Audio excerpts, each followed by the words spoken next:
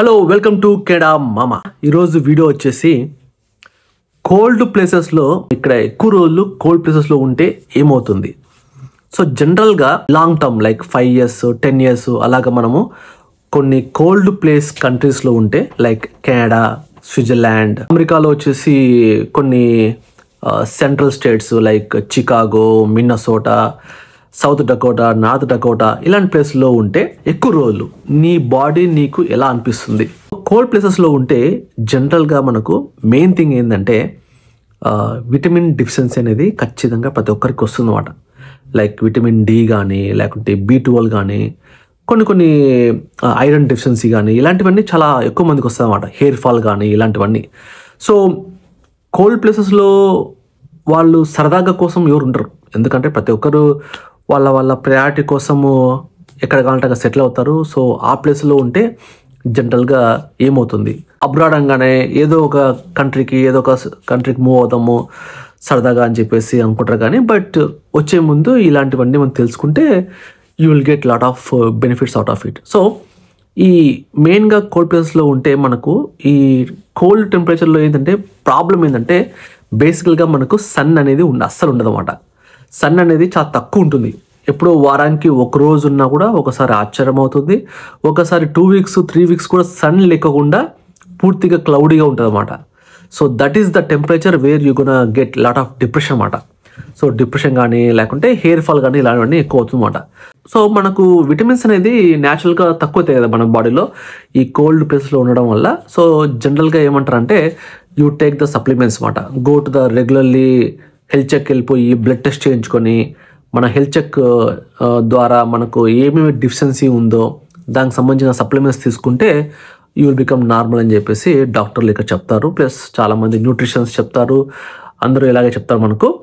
Even మనం first time అబ్రాడ్కి వచ్చినప్పుడు కొందరు ఫ్రెండ్స్ లాంగ్ టర్మ్ నుంచి ఇక్కడ సెటిల్ అయిన వాళ్ళు కూడా ఇలాగే చెప్తారు అన్నమాట. హెయిర్ ఫాల్ ఏంటంటే ఇక్కడ ప్లస్ ఒకటి వచ్చేసి మనకు ఎక్కువ ఇక్కడ ఫిజీ టెంపరేచర్స్, చల్లని ప్రదేశంలో, తర్వాత మనం ఎక్కువ హాట్ వాటర్లో బాత్ చేస్తాము. డైరెక్ట్గా హాట్ వాటర్ పడడం వల్ల మన హెయిర్ లాస్ ఎక్కువ ఉంటుంది. తర్వాత ఎక్కువగా మనకు ఈ డాండ్రఫ్, చుండ్రు లాంటివి ఎక్కువ వస్తాయి, ఇచ్చినెస్ ఇలాంటివన్నీ, డ్రై స్కాల్ఫ్ ఇవన్నీ రావడం వల్ల మనకు హెయిర్ ఫాల్ అనేది బాగా డ్రాస్టిక్గా ఎక్కువ ఉంటుంది ఇక్కడ. సో మెయిన్గా మనము హెయిర్ ఫాల్ అనేది చాలా మందికి బట్టతల అనేది ఎక్కువ వస్తుంది అన్నమాట. సో దాని నుంచి మీరు బాగా జాగ్రత్త పడాలి. ఇంకొక మెయిన్ ప్రాబ్లం ఏంటంటే కోల్డ్ ప్లేసెస్లో ఉంటే డిప్రెషన్ అన్నమాట. సో నేను చాలా వీడియోస్ చెప్తుంటాను, డిప్రెషన్ అనేది మనకు మనిషికి ఇక్కడ న్యాచురల్గా మార్నింగ్ లేస్తానే సన్లైట్ లేక, బయటికి వెళ్ళలేక, ఫ్రెండ్స్ని కలవలేక, రెస్టారెంట్లు వెళ్ళలేక, మూవీస్కి వెళ్ళలేక, స్నో అనేది ఎప్పుడు మనకు ఇంపాక్ట్ కావడం వల్ల మనకు చాలా మార్నింగ్ లేస్తానే పిల్లలకు కానీ పెద్దలకు కానీ ఎవరికైనా సరే యూ వోంట్ ఫీల్ వెల్కమ్. ఏంటబ్బా మార్నింగ్ లేస్తానే ఇలా ఉంది, అబ్బా వీకెండ్ వచ్చినా సరే ఏం చేయలేకపోతున్నాం అనే ఒక ఫీలింగ్. తర్వాత బాడీ కూడా మనల్ని సహకరించదు అన్నమాట. సో మనకు డిజినెస్ ఉంటుంది, డల్ ఉంటుంది, మూడీగా ఉంటుంది, ఏదన్నా ఒక డ్రింక్ వేసి పడుకుందాం అని చెప్పేసి అనిపిస్తుంది అన్నమాట ఈ కోల్డ్ ప్లేసెస్లో. సో వీటన్నిటికీ నుంచి మనం బయటపడాలంటే దానికి రెమెడీ కూడా ఏంటంటే మనల్ని మనం యాక్టివ్గా ఉంచుకోవడం. ఈవెన్ దో కోల్డ్ ప్లేసెస్ అయినా సరే మనము సమ్మర్లో ఎలాగైతే ఎంజాయ్ చేస్తామో అలాగే వింటర్లో ఎంజాయ్ చేయడానికి ట్రై చేయాలా. ఫ్రెండ్స్ని కలవడము, తర్వాత మూవీస్ని చూడడము. స్నో ఎక్కువ ఉంటే ఖచ్చితంగా బయటికి వెళ్ళలేము, కానీ స్నో పడ్డ తర్వాత మనం ఏదైనా మూవీస్ చూడాలనుకుంటే వీకెండ్స్లో సరదాగా వెళ్ళి మూవీస్ చూడడము, తర్వాత ఇంగ్లీష్ మూవీస్ చూడడము, తర్వాత ఇంకా పిల్లలకి చాలా యాక్టివిటీస్ ఉంటాయి బయట.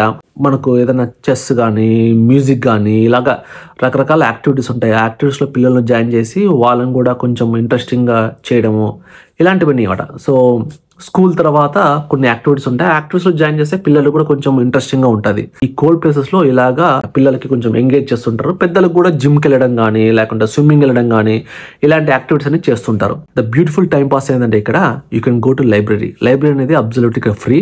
సో ఇక్కడ మంచి బుక్స్ ఉంటాయి. నీకు లైబ్రరీలో మంచి రూమ్స్ ఉంటాయి. లోన్లీగా కూర్చొని ఏదైనా మీ దగ్గర స్టార్టప్ ఐడియాస్ కానీ లేకుంటే మిమ్మల్ని మీరు ఎంగేజ్ చేసుకోవడానికి కొన్ని బుక్స్ చదవడం కానీ, ఈవెన్ అక్కడ కమ్యూనిటీ సెంటర్స్లో వచ్చేసి పిల్లలకి కొన్ని యాక్టివిటీస్ పెడతారన్నమాట. ఎవ్రీ వీక్ డేస్లో పెడుతుంటారు. మనం ఒకసారి అక్కడ కమ్యూనిటీ సెంటర్లో వాళ్ళని అడిగితే వాళ్ళు మనకు బ్రౌచర్లు ఇస్తారు, లేకపోతే అక్కడ వెబ్సైట్లో లాగిన్ అయితే మనకు తెలుస్తుంది అన్నమాట.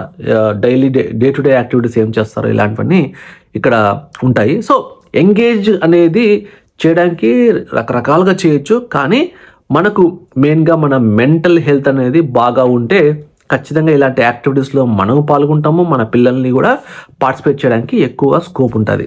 సో అది మాట.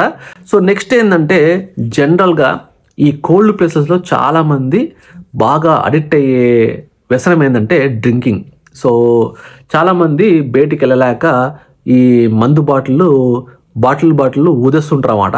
సో అవి కొంచెం జాగ్రత్తగా చూసుకోవాలి. దానివల్ల మీకు లాంగ్ టర్మ్లో లివర్ ప్రాబ్లమ్స్ అనేది ఎక్కువ వస్తాయి. సో దానికి ఒక రకంగా ఫ్రెండ్స్తో సరదాగా కలిసి తాగడం వేరు, కానీ డైలీ అదే పని ఉండడం మాత్రం కొంచెం కష్టమే. సో వింటర్ ప్లేసెస్లో మీరు కొంచెం జాగ్రత్తగా ఉండాలి. ఇక వింటర్ ప్లేసెస్లో మీకు స్కీయింగ్ ఉంటుంది, తర్వాత ట్యూబింగ్ అని చెప్పేసి కొన్ని ప్లేస్లో వెళ్తే ట్యూబ్ మీద కూర్చుంటే స్నోలో అలా కిందకి జారిపోతూ వెళ్తుంటాం అన్నమాట. అలాంటి గేమ్స్ ఉంటాయి, స్పోర్ట్స్ ఉంటాయి. సో మీరు మీ పిల్లల్ని తీసుకొని వింటర్ ప్లేస్లో అలా వెళ్ళొచ్చు. డెఫినెట్లీ మీరు వింటర్ ప్లేస్లో ఉంటే మీ పిల్లల్ని మీరు అలవాటు చేయాలి. ఇక అలవాటు చేస్తేనే వాళ్ళు కూడా సర్వైవ్ అవుతారు అనమాట. టాక్సిక్ అనే డిస్కషన్ తగ్గించాలి ఇంట్లో. అరే వింటర్ ప్లేస్లో మనం ఉంటాము, మనం బయటికి వెళ్ళట్లేదు, టైం పాస్ కావట్లేదు అని చెప్పేసి రోజు డిస్కస్ చేస్తుంటే పిల్లలకు కూడా అది మైండ్లో అనేది అలాగ ఉండిపోతుంది. దానివల్ల ఏమవుతుందంటే వాళ్ళకు కూడా పెద్దగా ఇంట్రెస్ట్ ఉండదు అనమాట. ఎలాగో నువ్వు లైఫ్ని ఇక్కడ నువ్వు జీవించాలని డిసైడ్ అవ్వు, you have to live your life in abroad అన్నప్పుడు ఇలాంటి టాక్సిక్ డిస్కషన్స్ తగ్గించి పిల్లలకి సాధ్యమైనంత వరకు ఇంట్రెస్టింగ్ థింగ్స్ చేయడానికి ట్రై చేయాలన్నమాట. So that they will be happy wherever you settled అనమాట. సో అది సంగతి. సో మరి నువ్వు ఈ కామెంట్స్ కొందరు ఈ వీడియో చూసి ఎందుకురా అంత బతకడము, నువ్వు ఇండియాకి వచ్చేయచ్చు కదా, ఇండియాలో బాగుంటుంది కదా అంటే, ఇక్కడ ప్రాబ్లమ్స్ అక్కడ ఉంటాయి brother.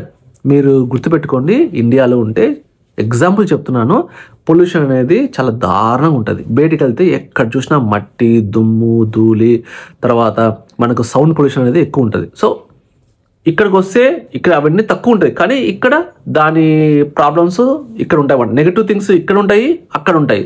So it's all about priorities, where you want to settle, where you want to live.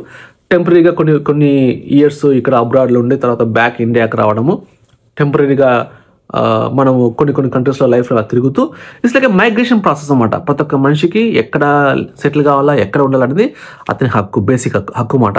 So it's a long discussion. So simple నేను చెప్తున్నానంటే ఇలాంటివన్నీ ఉంటాయి. మీరు కెనడాలో అండ్ యుఎస్లో వింటర్ ప్లేసెస్లో ఉంటే ఇలాగ ఉంటుంది. సో మీరు ఇవన్నీ మీరు కొంచెం రీసెర్చ్ చేసుకొని ఇక్కడ వింటర్ ప్లేసెస్లో ఉండడానికి మీకు ఇష్టపడితే then it will be good. Definitely it's not fun, ఓకేనా? అగ్రీడ్. వింటర్ అంటే ప్రతి ఒక్క మనిషికి, మనం ఇండియాలో పుట్టి పెరిగాం కాబట్టి, ఇండియన్ బాడీస్ కాబట్టి మనము ఖచ్చితంగా వింటర్ అనేది మనకి ఇష్టం ఉండదు, కానీ తప్పదనే టైంలో we have to adjust and proceed. Otherwise ఒకవేళ మీరు టెక్సాస్, ఫ్లోరిడా లాంటి ప్లేస్లో ఉంటే it will be very good. Subscribe to మీ కేడవమా ఫర్ మోర్ ఇంట్రెస్టింగ్ వీడియోస్.